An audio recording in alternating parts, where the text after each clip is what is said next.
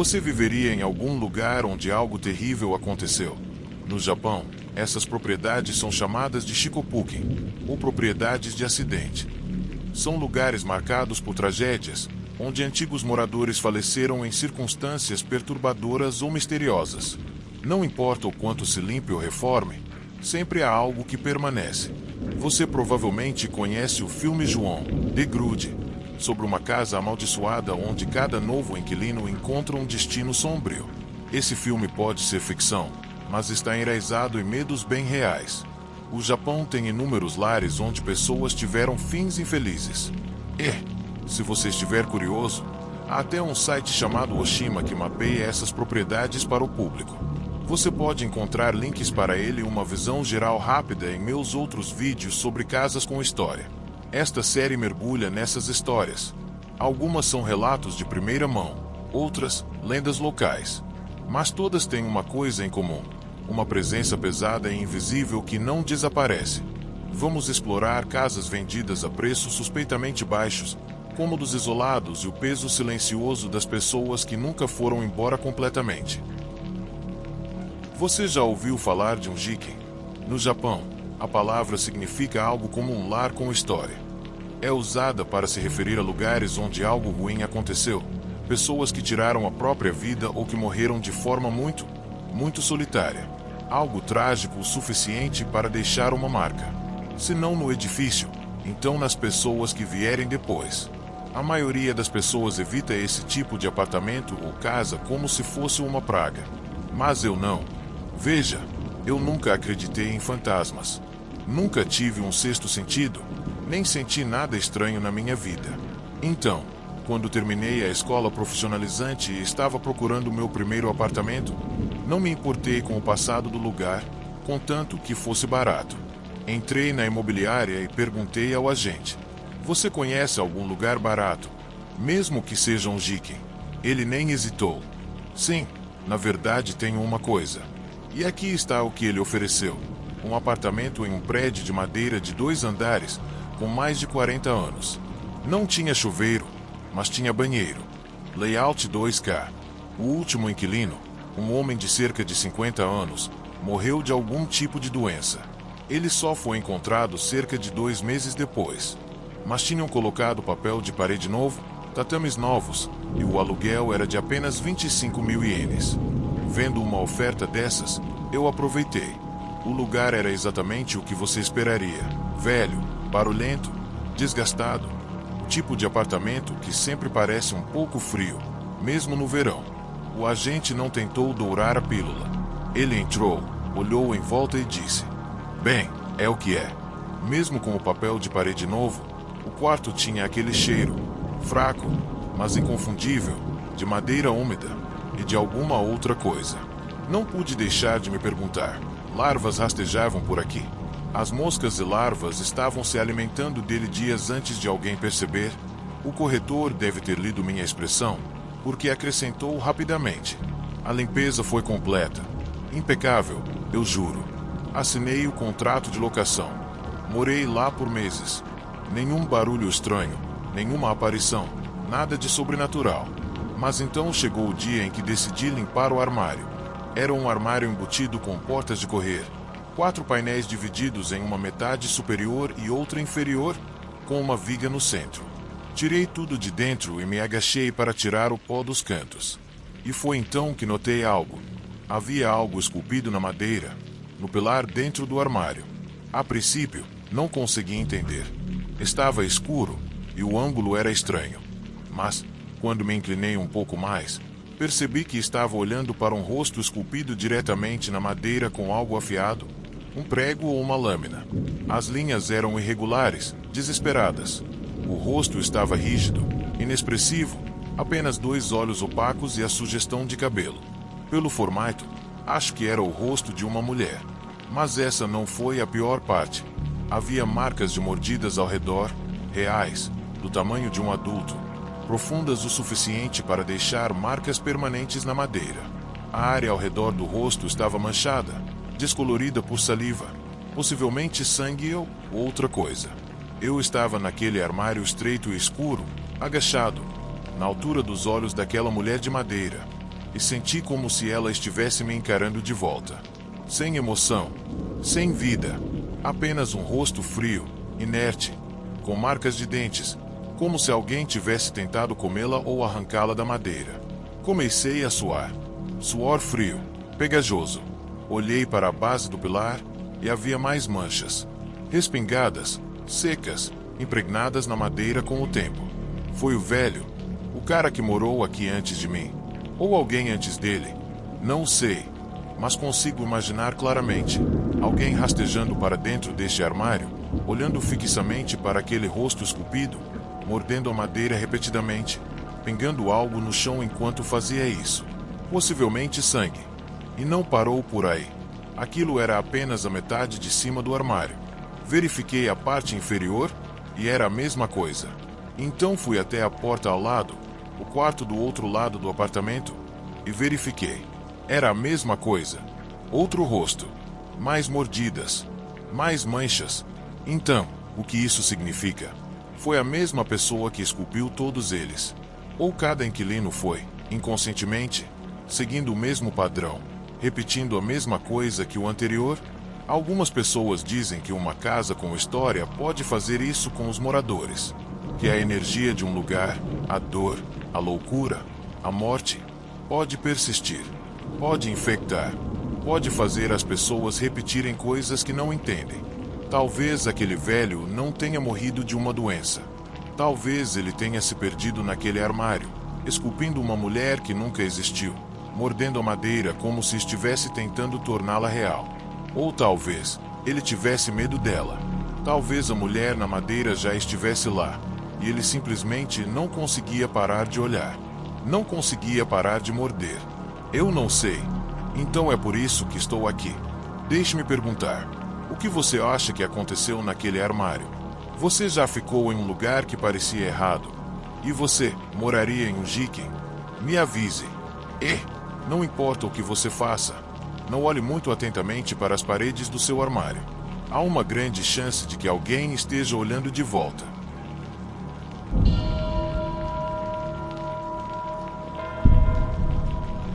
Isso aconteceu há cerca de 15 anos. Eu ainda estava no ensino médio naquela época, morando com meu pai depois que minha mãe nos abandonou. Não que eu a culpasse. Meu pai, bem, não era lá grande coisa. Um homem de grandes palavras, poucas ações e zero responsabilidade. Naquela época, pulávamos de um lugar para o outro, mal conseguindo sobreviver. Então, quando ele disse que finalmente tinha encontrado um lugar para morar, e barato também, fiquei aliviada. Mesmo que esse alívio fosse tênue. Era um antigo apartamento de madeira no alto de uma ladeira. O tipo de lugar que você percebe que tem história só pela forma como se inclinava em direção ao chão. O que me pareceu estranho, mesmo naquela época, foi que meu pai me levou para ver o imóvel. Geralmente ele tomava decisões sem consultar ninguém, principalmente a mim. Eu deveria ter percebido, naquele momento, que algo estava errado. Assim que entramos, senti. O lugar inteiro fedia a incenso. Não era um cheiro forte, mas parecia que algo vinha queimando continuamente há dias. Quanto mais fundo entrávamos, pior ficava. E então eu vi um pequeno queimador, ainda fumegante, colocado exatamente no centro da sala de tatame. Olhei para cima, instintivamente. Acima de nós, havia um buraco no teto. Por ele, uma grossa viga de madeira cruzava a parte superior do cômodo. Pedaços de barbante plástico, daqueles usados para amarrar caixas, pendiam em fios desfiados bem no centro daquela viga. Não era preciso ser um gênio para imaginar o que já estivera amarrado ali. Perguntei ao corretor de imóveis sobre aquilo, casualmente, sem realmente esperar qualquer tipo de honestidade. Ele sorriu como se estivesse explicando uma rachadura na parede. O último inquilino gostava de pendurar decorações. Acho que deixou uma marquinha, né? Ok. Sim, decorações. Não importava. Nós nos mudamos mesmo assim. Devia ser muito barato. No começo, porém, nada aconteceu. Mas, à medida que os dias se transformavam em semanas e a noite começava a cair mais cedo por causa da estação, comecei a notar algo.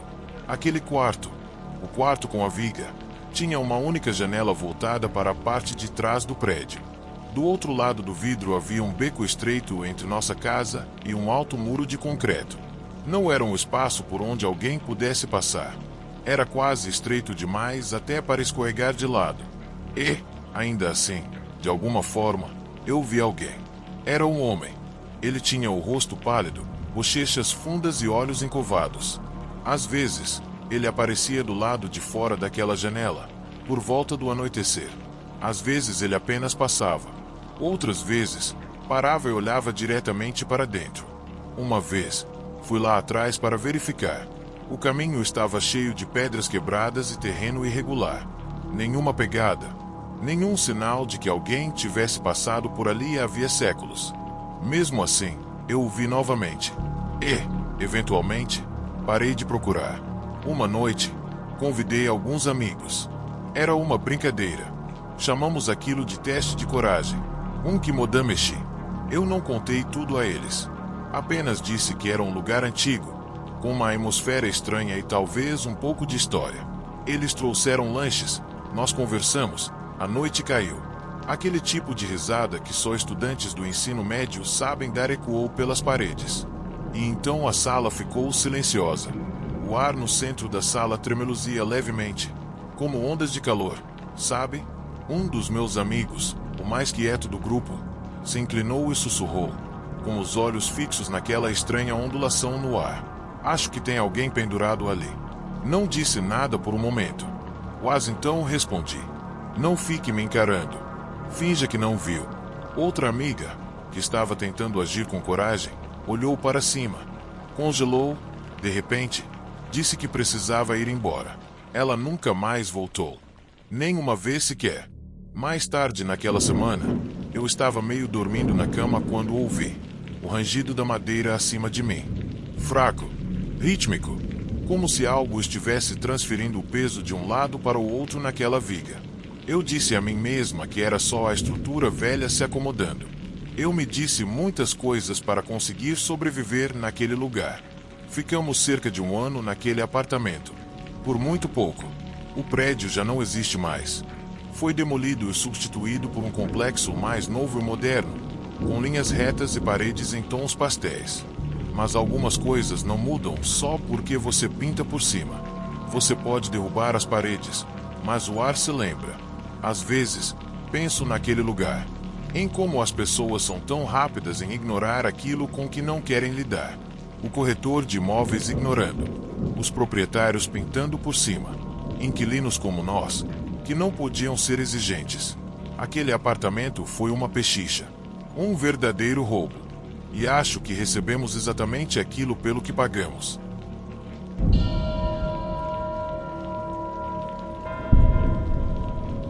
Isso aconteceu quando eu trabalhava no mercado imobiliário.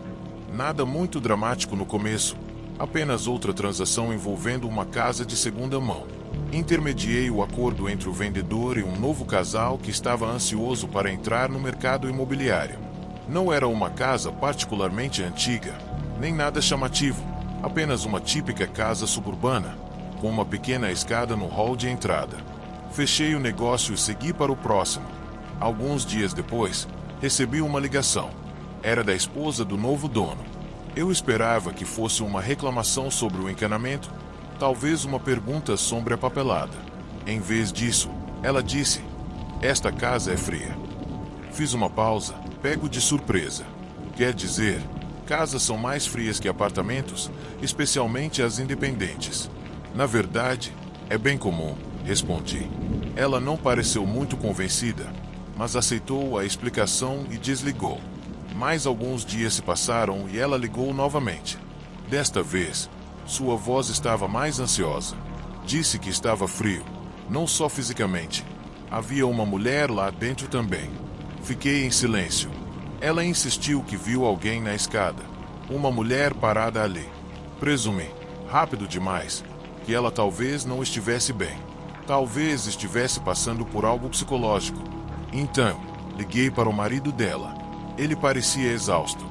Disse que sua esposa vinha dizendo a mesma coisa desde que se mudaram. Contou que ela, às vezes, acordava chorando e dizia: "Ela está na escada de novo." Ele me perguntou, hesitante: "Quer dizer, Você pode dar uma olhada, pode verificar, talvez dar uma olhada no passado da casa para nós. Eu não queria. Honestamente, não sentia que fosse minha responsabilidade. Mas algo na maneira como ele pediu me fez sentir que eu tinha que fazer isso. O agente de listagem anterior alegou não saber de nada. Não houve problema algum. Tudo o que eles tinham era papelada. Mas outra pessoa sabia. Uma vizinha. Passei pela área e perguntei por aí. Uma mulher mais velha, que regava suas plantas, disse isso casualmente, como se estivesse comentando sobre o tempo. Ah, aquela casa. Sim, a esposa se enforcou na escada. A ambulância chegou e tudo. Mas ela não conseguiu. Simples assim. Na verdade, ela disse isso sem hesitação, sem qualquer sinal de preocupação. A morte não foi divulgada. Tecnicamente, nem precisava ser. Neste setor, nos chamamos de intermediários terceirizados, então não somos exatamente os culpados. Não somos responsáveis. A venda já estava finalizada, mas não durou muito. Esse caso se tornou um dos poucos em que um acordo concluído foi revertido. Os compradores desistiram, sem penalidades, apenas desfazendo o negócio. Lembro-me de ouvir sobre isso novamente em uma palestra dada por um consultor imobiliário. Ele citou o caso como um exemplo de por que mortes assim, em propriedades novas, são um pesadelo. A notícia se espalha rápido, ele disse. De repente, uma propriedade que vale 30 milhões de ienes vale 12. Comentou, quase rindo. Quando tiram a própria vida, é uma bagunça. As famílias não têm dinheiro, entende? Então não há ninguém para processar, nem como recuperar perdas. Os donos ficam encurralados, às vezes, acabam tirando a própria vida também. É uma pena, sinceramente. Se você vai fazer isso, ele zombou. Se for desse jeito, faça um favor a todos nós. Vá para a floresta, ok? Não nos arraste para isso. As pessoas na sala riram. Eu não. Houve outra coisa que ele mencionou. Imóveis para alugar com história. Você ficaria surpreso com a quantidade de inquilinos que tentam usar isso a seu favor. Sim, esse lugar me dá arrepios. Eles dizem, mas eu ficarei, se você diminuir o aluguel. Na verdade, não vou pagar o valor total até que você o reduza. Ele contou isso como se fosse apenas um inconveniente, mas tudo o que consegui pensar foi em como as pessoas usam casualmente a morte, o fim real de alguém, como moeda de troca. Um desconto. A verdade é que, para ser honesto, fantasmas não são a parte mais assustadora desse tipo de trabalho. É a vida. Aqueles que sabem que algo trágico aconteceu, em vez de demonstrar um pingo de empatia, encontram uma maneira de lucrar com isso. Os que mentem, os que ocultam, os que apenas dão de ombros quando você conta que alguém morreu na escada. Às vezes, me pergunto sobre aquela casa, se era realmente apenas o frio ou se algo havia permanecido. Não por maldade, apenas deixado para trás, se repetindo. E eu me pergunto se a mulher realmente saiu daquela escada, ou se as pessoas simplesmente ficaram melhores em fingir que não haviam. No mundo imobiliário, fala-se sobre valores de imóveis, tendências de mercado e margens de lucro. É a nossa força vital. Mas, por trás de portas fechadas, corredores silenciosos e escadarias escuras, há histórias que os números não conseguem cobrir.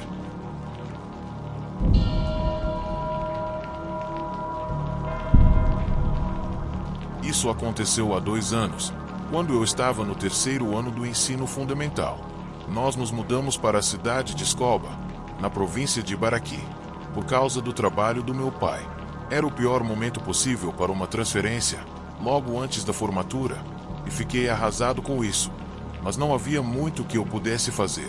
Era trabalho, e trabalho tem prioridade. Ainda assim, o que realmente acabou com meu humor foi a casa para a qual nos mudamos. Quando vi pela primeira vez, percebi que levaria uma eternidade para limpar. O quintal estava uma bagunça, cheio de embalagens de salgadinhos e sacos de lixo. Mas o que realmente me chamou a atenção foi uma das janelas que dava para o jardim. O vidro estava quebrado, ainda pendurado na moldura. Lembro-me de pensar, quem diabos está administrando este lugar? Eu estava do lado de fora quando ouvi meu pai gritar do 2º andar. Ei, Casia, traga aqueles sacos de lixo do carro e suba aqui. Então, peguei as malas e entrei. No momento em que entrei pela porta, eu senti isso. Definitivamente havia algo errado. O ar estava pesado, e mesmo sendo quase meio-dia, o lugar todo parecia escuro, como se estivesse preso em um crepúsculo permanente. Simplesmente errado. A escada ficava logo à frente. Um corredor levava à cozinha, a sala de estar, e a outra sala que parecia uma sala de estar tradicional. Lá em cima, eu podia ouvir meu pai, minha mãe e meu irmão mais novo mexendo em tudo, limpando. Somos uma família de 4. Eu subi. Meu pai já estava abrindo um saco de lixo e me lançou um olhar que dizia algo como: "Vamos limpar este lugar de cima a baixo. Vocês dois, venham." Eu me juntei a eles, pegando relutantemente o lixo que estava espalhado pelo chão. Foi ruim. Pior do que eu poderia esperar. Embalagens de alimentos congelados, doces mofados. Acho que houve uma umidade em algum momento. Embalagens grudadas no chão. Simplesmente nojento. Conforme fui avançando pelo corredor, cheguei ao outro extremo do segundo andar. Algo na parede esquerda chamou minha atenção. Uma parte da parede estava coberta com camadas de fita adesiva. Muito disso. A cor daquela parte da parede era diferente do resto. Muito branca, muito limpa, como se tivesse sido remendada ou algo assim. Fiquei olhando fixamente. Tinha o formato de uma porta. E quando olhei para o layout da casa, sim, deveria haver um cômodo lá, mas não havia maçaneta. Apenas um retângulo selado onde deveria haver uma porta, completamente coberto com fita adesiva e gesso branco. Ei, por que esta sala está bloqueada? Perguntei. Meu pai veio e deu uma olhada. Ele murmurou algo assim: "Ah, isso é estranho. Não me contaram sobre isso." E ele foi embora, telefone na mão. Assim que ele foi embora, meu irmãozinho veio até mim. "O que está acontecendo? Esta parede, creio que costumava ser uma porta. O caminho mesmo. Bom, isso é bem legal." Ele estendeu a mão e passou-a pela parede como se estivesse examinando algum tipo de exposição estranha de museu. Mas então parou, com os olhos no centro. "Ei, a fita aqui parece solta." Eu também toquei e ele estava certo. Houve doação. A parede não era sólida além daquele ponto. Ele começou a puxar a fita, tentando arrancá-la. Não saiu limpo. Rasgou-se em tiras, mas o suficiente para revelar um pequeno buraco. Atrás da fita, não era lã. Era só escuridão. Agora, nós dois estávamos descascando.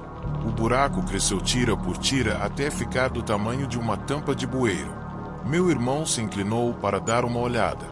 "Nossa, está escuro como breu. Não consigo ver nada." "O quê? Não entra luz pela janela?" Perguntei. Eu também dei uma espiada, assim como ele tinha feito. Escuridão total. Nem um único ponto de luz. Para ser sincero, nem parecia um quarto, mais como um vazio. Foi quando meu pai voltou. E ele não estava sozinho. Com ele estava o gerente da propriedade, Yanaji. Meu pai congelou quando viu o buraco. "Que diabos é isso?" Meu irmão explicou que a fita estava frouxa e ele não conseguiu se conter. Meu pai se virou para o gerente, com a voz tensa. "Yanaji-san, por que isso não foi mencionado?" Yanaji parecia abalado. "Não sou eu. Na verdade, sinto muito mesmo. Não pensei que alguém faria isso.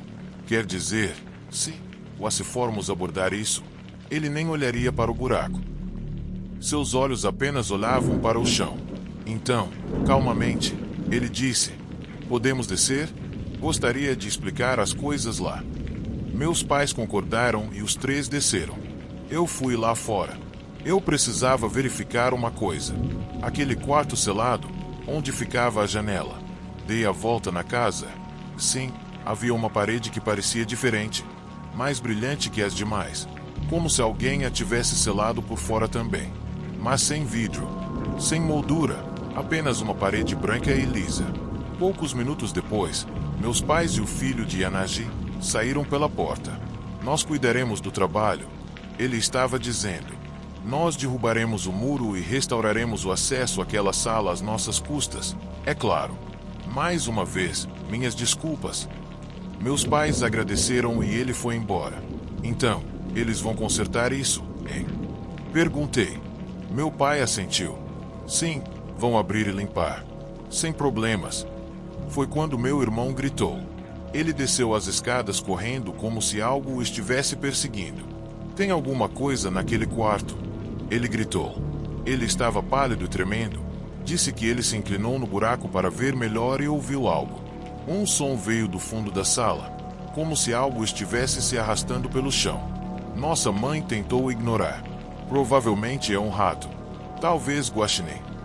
Não. Meu irmão gritou com ela. Não era um animal. Era como se algo grande estivesse se arrastando. Como se estivesse puxando algo pesado pelo chão. Meu pai disse que iria tapar o buraco por enquanto e que eu não me preocupasse, que provavelmente era apenas um rato grande.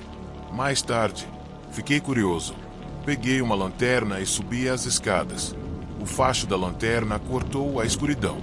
Caixas, lixo, poeira, brinquedos velhos, um depósito. Basicamente, nenhum som, nenhum movimento. Ainda estava ali sozinho no corredor. Eu senti frio. O tipo de frio que penetra nos ossos. Como se a casa inteira estivesse assistindo. Bom, pelo menos foi assim que me senti. Meu pai subiu as escadas em seguida. O que tem aí? Disse armazenamento. Acho que é mais ou menos isso. Ainda tenho que limpar esta sala antes que os trabalhadores cheguem. Ele murmurou. Por que alguém isolaria uma sala como essa? Ele tapou. Buraco com pano e fita adesiva. Eu o observei fazer isso. Eu disse a mim mesmo que estava tudo acabado, que tínhamos terminado com aquilo até o trabalho começar. Mas antes de sair do corredor, olhei para trás. O pano estava ligeiramente estufado, como se algo atrás dele o estivesse pressionando, tentando passar. Meu corpo inteiro ficou tenso e eu corri escada abaixo. Nós nos instalamos na casa. Os pais ficaram no primeiro quarto. Tem um quarto lá em cima. Meu irmão deveria ter o seu próprio, mas ele se recusou a dormir no segundo andar. Ele acabou dormindo na sala de estar. Eu não o culpei. Naquela noite, tentei dormir e então ouvi arranhões, arrastamentos, arranhões, arrastamentos. Alguma coisa estava se movendo do lado de fora da minha porta. Algo estava saindo do buraco. Mas vou lhe dizer uma coisa, isso foi só o começo. Naquela noite, tentei dormir. Sentei-me na cama, com o coração batendo forte. O som era fraco, mas inconfundível. Algo áspero estava raspando no chão de madeira do corredor do lado de fora do meu quarto. Apaguei o abajur, esperando ouvir melhor. E realmente funcionou. Bater, arrastar, arranhar. Um padrão, lento, metódico. Como algo se movendo sem pernas. Como se estivesse rastejando, aproximando-se centímetro por centímetro. Encostei meu ouvido na porta. Eu não conseguia respirar. Daquela direção, onde a sala estava selada, algo se arrastava pelo corredor e vinha em minha direção. Então houve um novo som que quebrou o silêncio. Rasgue, bata, rasgue. Como se o adesivo estivesse sendo removido da superfície, seguido por um leve ruído de algo tocando o chão. Deu certo. A fita, o pano, estava sendo retirada novamente. Seja lá o que for, o que quer que estivesse lá dentro, estava tentando sair. Eu queria correr, gritar, fazer alguma coisa, qualquer coisa. Mas meu corpo não respondia. Eu estava preso no lugar. O som ficou mais forte. Como se uma mão estivesse tentando empurrar uma cadeira de madeira pesando sobre as tábuas do corredor. O som estava ficando mais claro, mais nítido, como se algo estivesse se aproximando cada vez mais. Eu segurei a respiração, ouvindo atentamente, esperando o pior. E então, como se fosse um reflexo instintivo, me joguei para o lado, pegando meu celular da mesa de cabeceira e ligando a lanterna. A luz fraca iluminou a escuridão do quarto, mas o som continuava a se aproximar. Era inconfundível. Algo estava lá fora, rastejando em direção ao meu quarto, como se estivesse consciente de mim. Como se soubesse exatamente onde eu estava. Eu tentei me mover, mas meu corpo estava preso à cama. Eu sentia a tensão em cada músculo, mas não conseguia dar um único passo. A sensação de ser observado me envolvia completamente, como se algo estivesse observando cada movimento meu. esperando que eu fizesse algo para se revelar completamente. E então, a porta do meu quarto, que estava levemente encostada, se mexeu. Não de uma forma normal, como se o vento tivesse a empurrado, mas de forma brusca, como se uma força invisível tivesse batido nela com uma violência silenciosa. Eu pulei para fora da cama, corri até a porta e a fechei com toda a força, trancando-a com a trava. Mas o som não parou. Era mais forte agora, mais rápido. Algo estava batendo contra a porta do meu quarto, empurrando com uma força imensa, como se estivesse tentando entrar. Eu senti um pânico tomar conta de mim, mas ainda assim, a vontade de olhar para o corredor era mais forte. Porque eu não podia simplesmente fechar os olhos e ignorar tudo aquilo. Porque eu tinha que saber o que estava acontecendo lá fora. Me arrastei até a janela. Com as mãos trêmulas, abri lentamente a cortina. A escuridão lá fora era absoluta. O que quer que estivesse se arrastando, se movendo, estava invisível, mas eu podia ouvir. Eu podia sentir a presença dele. Não havia vento, nem som de animais ou dos carros na rua. Só o silêncio, perturbado pelo arranhar. Então, de repente, tudo ficou em silêncio. Eu não sabia se o que estava lá tinha ido embora ou se estava esperando que eu fizesse o próximo movimento. Foi então que, sem aviso, a porta do meu quarto foi violentamente empurrada para dentro. Eu pulei para trás, caindo no chão, sentindo uma dor aguda nas costas. O que quer que estivesse do outro lado entrou, mas não da maneira como eu esperava. Não havia monstros ou criaturas deformadas. Era apenas uma figura humana, mas algo sobre ela estava profundamente errado. Suas feições eram indistintas, como se a luz estivesse sendo puxada de sua face. Ela estava lá, mas não estava completamente ali. Havia algo distorcido sobre sua forma, algo que não pertencia à realidade. A presença que emanava dela era opressiva, como se ela estivesse presa entre mundos, incapaz de encontrar um caminho de volta. Eu olhei para ela, e algo dentro de mim sabia que ela não deveria estar ali. O som do arranhar havia parado, mas agora, o silêncio era ainda mais aterrador. A figura se moveu lentamente, sem pressa, e olhou para mim com uma expressão vazia, sem emoção, como se estivesse me observando com uma curiosidade morna. Quando ela estendeu a mão, a sensação de frio aumentou ainda mais, e tudo ao redor pareceu congelar, como se o tempo tivesse parado. Eu não sabia o que fazer. Não sabia como reagir. Então, como um reflexo, gritei. Gritei o mais alto que pude, um grito de puro pânico e desespero. E, no exato momento em que meu grito preencheu o ar, a figura desapareceu. Não se movia mais, não se arrastava. Não havia som, nada. Só a sensação de estar sozinho na escuridão novamente. Na manhã seguinte, quando meu pai entrou no meu quarto para ver se eu estava bem, a casa estava quieta. O corredor estava vazio. A fita adesiva ainda estava no lugar, o buraco fechado como antes. E, quando meu irmão entrou e perguntou sobre a figura que ele tinha visto na noite anterior, eu simplesmente não consegui dizer nada. Não havia mais nada para dizer. Aquele dia, quando os trabalhadores chegaram para começar a reforma e abrir a sala, não encontraram nada. A parede estava intacta. Não havia vestígios de qualquer coisa. Mas, no fundo, eu sabia o que tinha acontecido. Algo, ou alguém, tinha sido libertado naquela noite. E aquela casa, com seu peso de história e silêncio, nunca mais seria a mesma. E até hoje, não sei o que aconteceu naquela noite. Talvez tenha sido opressão de tudo. Talvez minha mente tenha falhado em algum momento. Mas, no fundo, eu sinto que o que aconteceu foi real. Algo estava lá. Algo não deveria estar lá. E, de alguma forma, sei que ainda está. Só que, agora, a pergunta é: quem ou o que, realmente, estava preso naquela sala?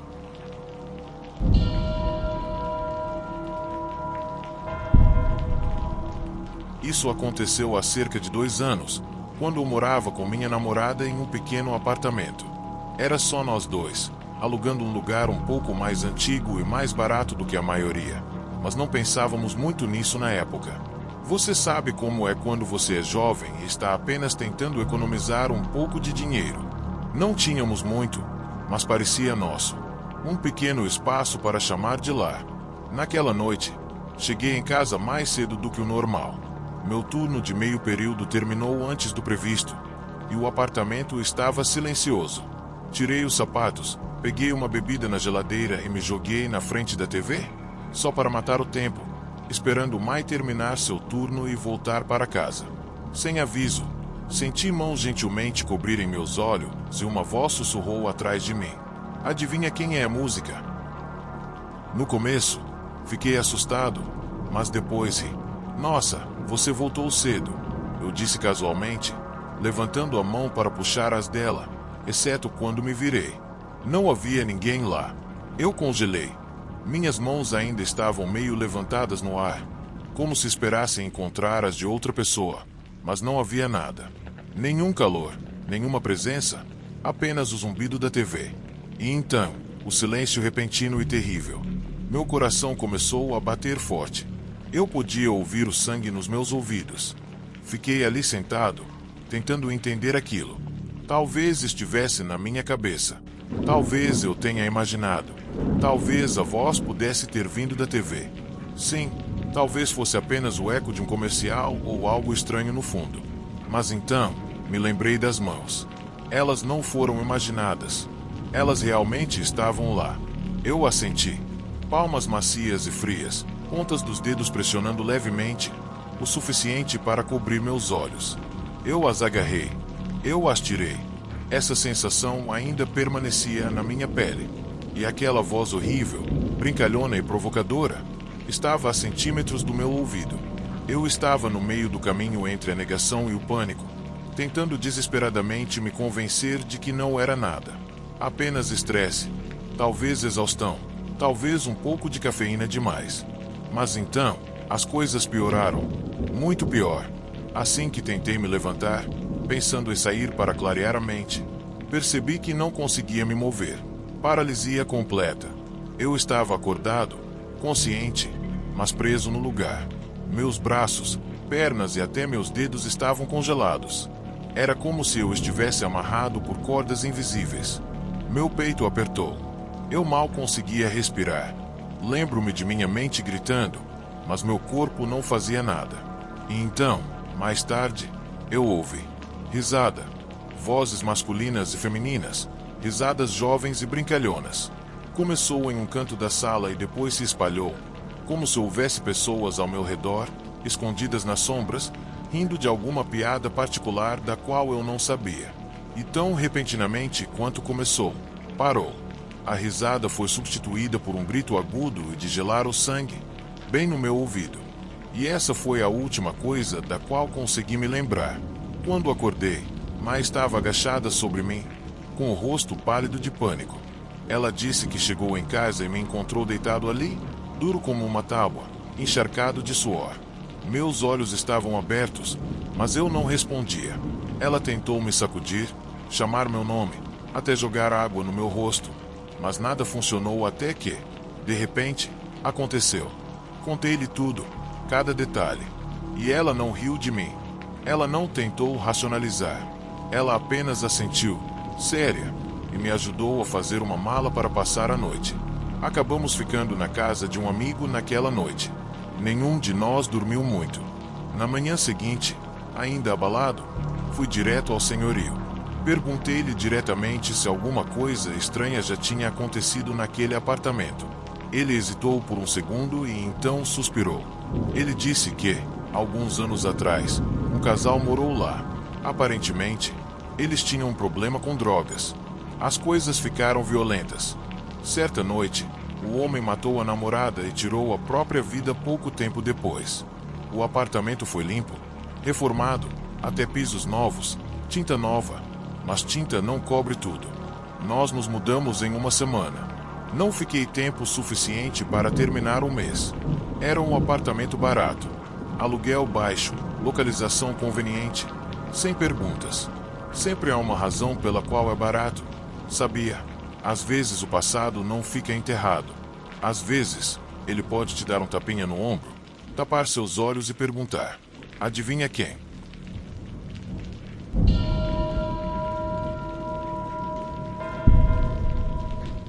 Eu não moro mais naquela cidade.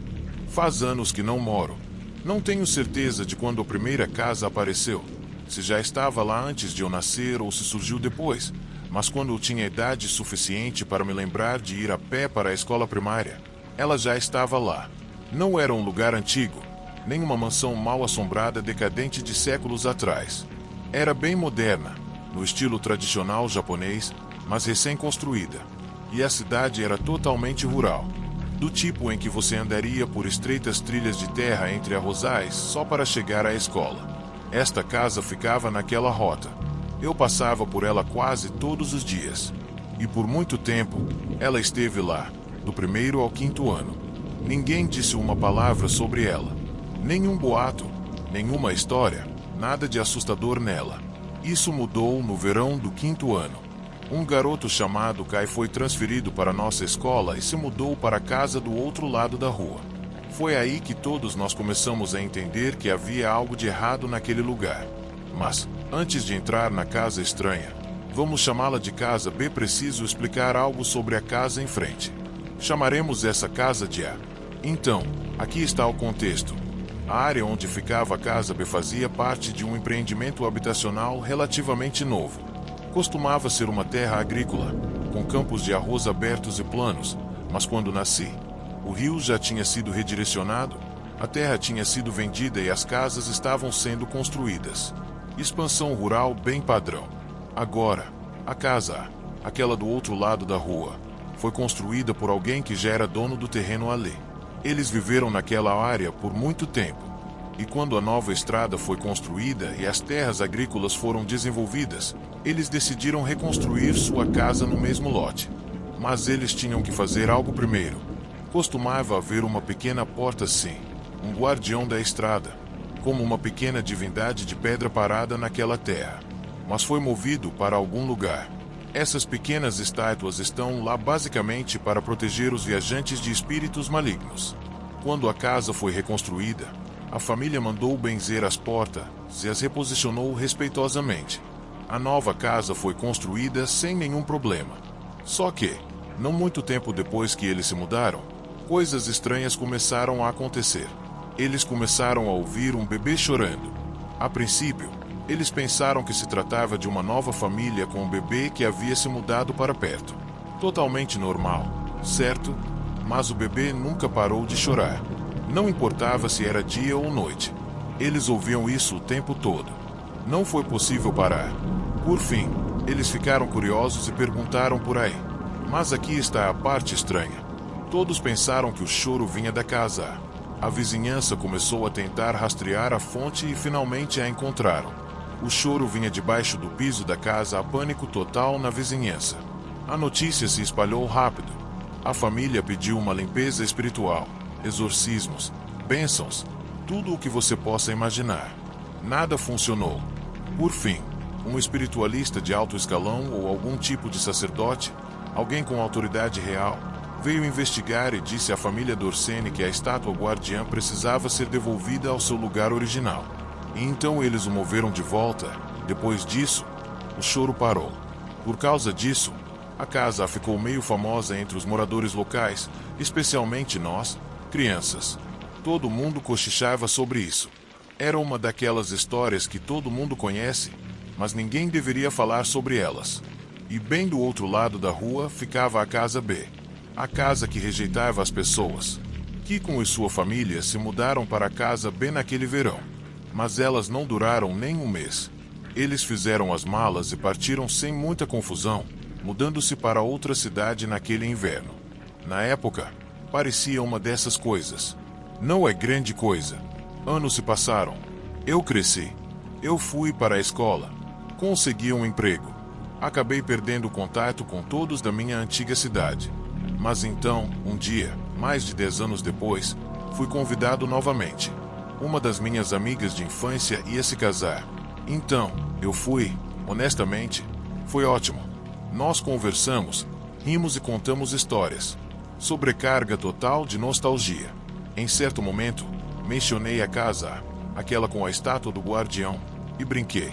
Aquela casa estranha ainda está de pé. Foi aí que o tom mudou. Um dos meus amigos, Vamos chamá-lo de Georgie.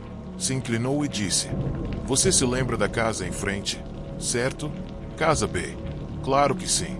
Foi lá que quem e sua família viveram por umas 2 semanas ou algo assim. Sim. Você sabe por que eles se mudaram tão rápido? Eu disse a ele que não fazia ideia. Então ele me disse que algo aconteceu. Reformulei completamente tudo o que pensava sobre a casa. Aparentemente, nos 10 anos desde que saí, mais de 10 famílias diferentes se mudaram para a casa B. Todas elas se mudaram. Nenhuma delas durou mais de um mês. Houve 3 pequenos incêndios. Ninguém sabe por que eles começaram, e ninguém conseguiu encontrar uma única razão pela qual todos foram embora. Mas as histórias, os rumores, esses permaneceram. Segundo Georgie, as pessoas relataram ter visto uma senhora idosa vagando dentro da casa. Outros viram uma garotinha andando em círculos no jardim. A mãe de Kun, que estava completamente bem antes de se mudar, contou às pessoas que viu um homem parado no telhado, olhando para ela em silêncio. Logo depois, ela teve um colapso mental. É por isso que eles se moveram tão repentinamente. Mesmo depois de tudo isso, a casa passou por diversas tentativas de limpeza espiritual. Nada funcionou. Em determinado momento, uma equipe de TV ou talvez uma equipe de rádio tentou filmar algo no set com o médium, mas no momento em que o médium entrou na propriedade, ele desmaiou, as filmagens foram canceladas e a filmagem nunca foi ao ar. Nesse ponto, tive que perguntar: o que diabos há de errado com a casa B? Então, Georgie apenas balançou a cabeça. Ninguém sabe realmente. Algumas pessoas dizem que a casa foi construída usando terra de túmulo. Outros acham que há corpos enterrados no chão, mas não há provas. Ainda são apenas histórias. Ninguém fica. As pessoas se mudam. Em poucas semanas, elas desaparecem. Ele então fez uma pausa e disse algo que nunca esquecerei. Você sabe como chamam agora, certo? Dei de ombros. Eles chamam isso de casa triangular. Aparentemente, por alguma razão desconhecida, o lote tem o formato de um triângulo. Ninguém sabe por que ele foi projetado dessa forma, mas todos concordam que é errado. O nome pegou. E sim, ainda está vazio. Ele me disse para dar uma olhada no caminho para casa. Então eu fui. E eu queria não ter feito isso. A casa ainda fica fora da estrada principal da prefeitura, mas quando passei por ela, vi que a frente estava bloqueada com pilhas e pilhas de sacos de areia escondendo completamente a entrada. No momento em que vi, percebi que havia algo errado. Não cheguei mais perto. Continuei dirigindo. Mas naquela noite, algo voltou à minha mente. Uma lembrança que enterrei completamente. Eu estava no ensino fundamental, na 5ª série. Um dia, caminhando em grupo para casa depois da escola, passamos pela casa B e todos paramos. Havia pessoas em pé no telhado, não trabalhadores, apenas figuras, paradas ali, olhando para nós. E elas estavam rindo alto, gargalhando, de boca aberta. Corremos para casa chorando naquele dia, gritando o caminho todo. Eu tinha me esquecido completamente disso. Ou talvez eu tenha escolhido esquecer. Mas agora eu me pergunto se aquela casa, a casa B ou a casa triangular, é mesmo uma casa. Talvez nunca tenha sido pensada para ser habitada ou tenha sido construída para outra coisa. Ou, não sei, outra pessoa. Então, se você vir uma casa com um quintal vazio, um formato estranho e ninguém dentro por anos, pode ser uma delas. E ela ligou para boa, uma casa que simplesmente se recusa a ser legal.